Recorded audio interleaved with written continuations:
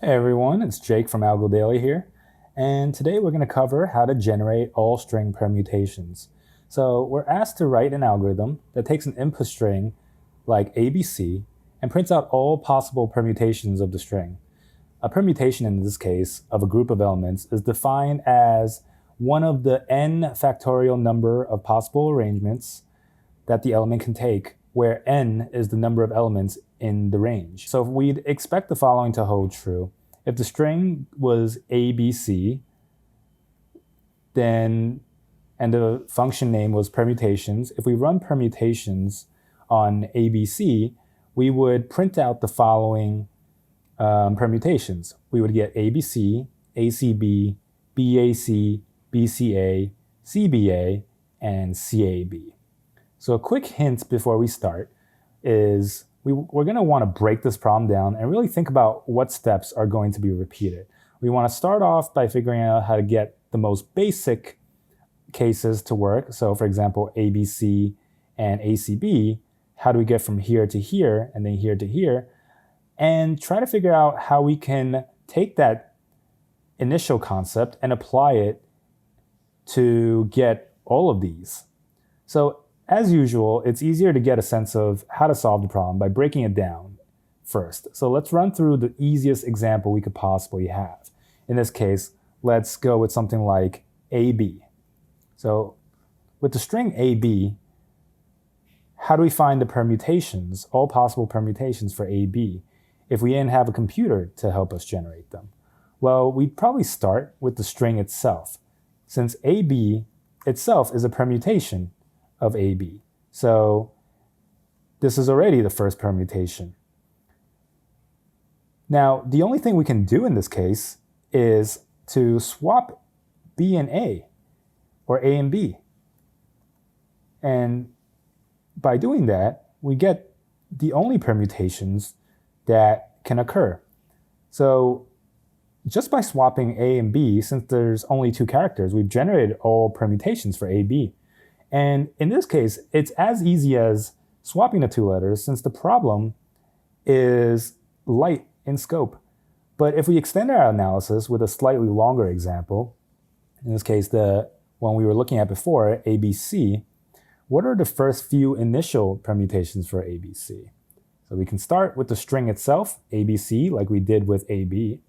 Then we can try to swap the letters. So let's start by swapping B and C. So we've swapped B and C, and notice that A stays the first character or the first element in the string. Now let's think about how we can have it so that B and C eventually take the place of the first letter in the string permutation. Now, what we can do is, starting at ABC, we can swap A and B to get BAC, and then we can swap A and C to get CBA. And so we've looked at two different scenarios now. We've been able to swap B and C to keep A as the first letter, and then we figured out a way to get B and C be the first letters as well. And we're going to need to incorporate both. But what we're seeing is a pretty interesting pattern at this point. We essentially have each letter take a turn, quote unquote, as the first letter. So let's take a look at this diagram here. If we had the string ALGO, we can start with swapping the first letter with every other letter. So each letter gets a turn, so to speak, as the first letter.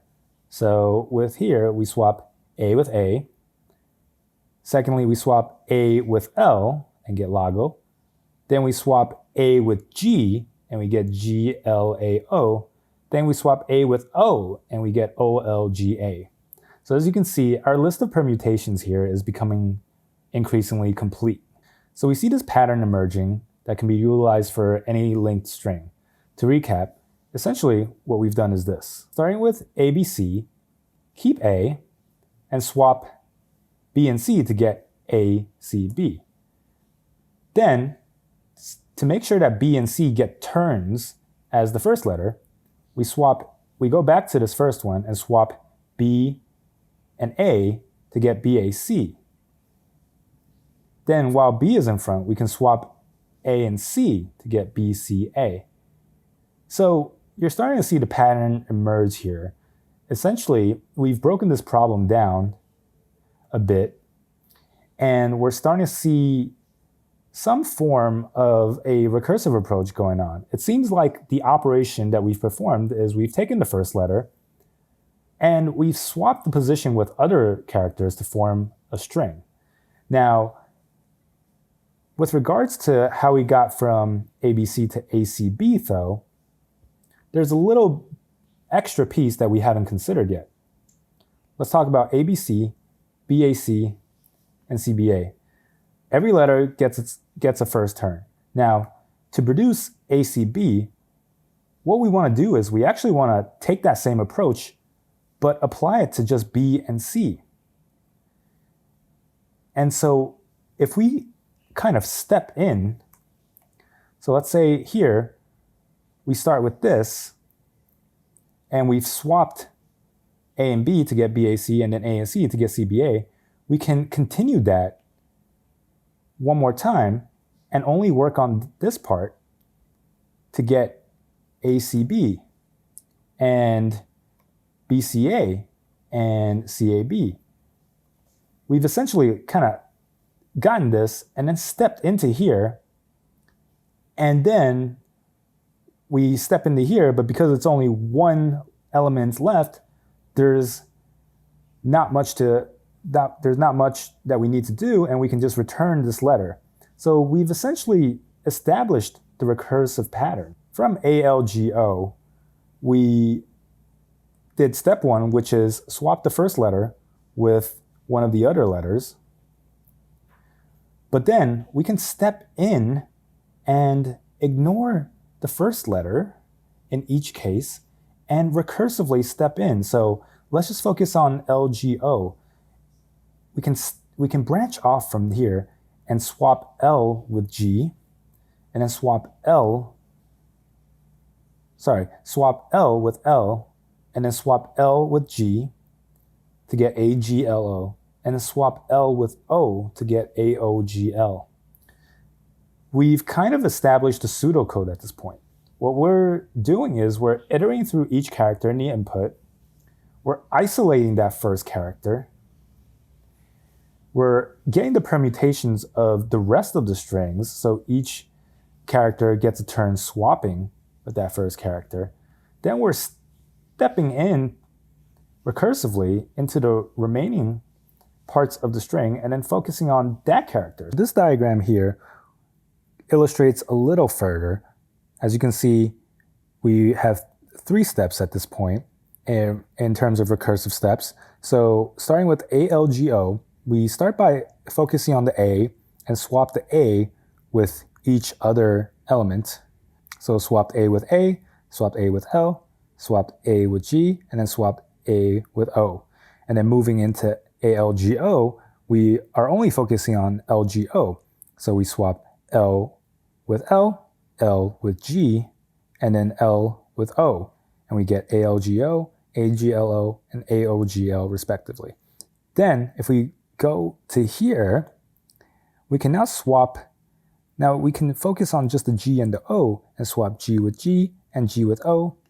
And we can focus on the LO here, swap L with L, L with O.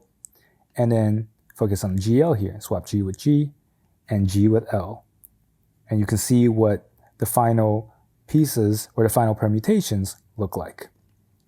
So to finalize what we are doing here, we start off by we probably need a strong base case first because it's a recursive solution. So we know if the length of the string is 1, in this case, we stop and we return just that string. So we don't really need to find the permutations of G down here, for example. But essentially what we're doing is we're iterating through each character in the input, we're isolating that first character, we're taking each character and adding it up with the permutations of the rest of the characters. Let's look at the final code. We have a function permutations. It takes in a string input. We initialize a results array to return and also to keep track in our subroutine recursive calls. If the length of the string is 1, so when we're at the very bottom in the tree, we return an array of just that character.